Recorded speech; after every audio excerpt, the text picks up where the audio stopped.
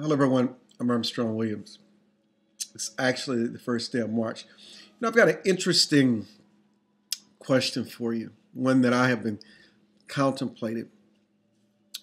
Reverend Sharpton and I had a debate Sunday night, the last day of February, on Geraldo.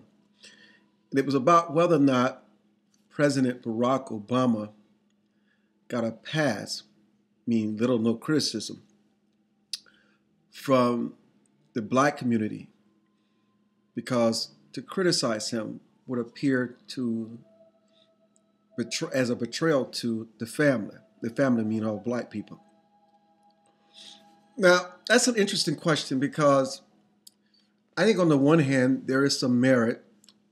I remember how up in arms Robert Sharpton in the civil rights community were about Sean Bell and how he was killed in New York. And I don't even know if you realize this.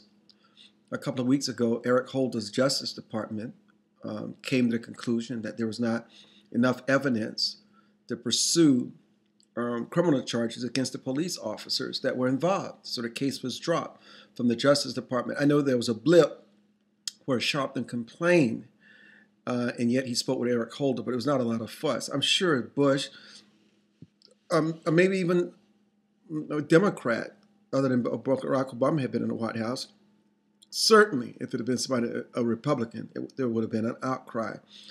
But then on the other hand, so many American blacks don't support Justice Clarence Thomas. They didn't support Alan Keyes when he ran for president. And that was because they were Republicans. So I think it would be a little unfair to just say their love affair has to do with the fact that Barack Obama is black. I think equally important is that he's a Democrat. And I think Democrats get a different pass on issues than Republicans. Now, I do believe that the president's policy is doing much more devastating to people who are already disadvantaged, who already consider themselves as minorities. It wouldn't matter what the hue of your skin was, but if you're already poor and downtrodden, his policies will hit you the hardest. The very people that he thinks he's going to help will be the ones most harmed by his policies. But my question to you is that, do you think that the NAACP, the National Urban League, the Southern Christian Leadership Conference, or even Reverend Sharpton's Action Network and so-called black leadership has a different standard for President Barack Obama because he is black and he's not held to the same standard of criticism as other presidents of the United States or other leaders? I think it's an interesting question. I'd be fascinated by your feedback. I do think it's a little complicated. There's no question that the dropout rate, the crime rate, the out-of-wedlock rate, the jobless rate is really devastating inner city and urban America, which means that black people are really being impacted by it.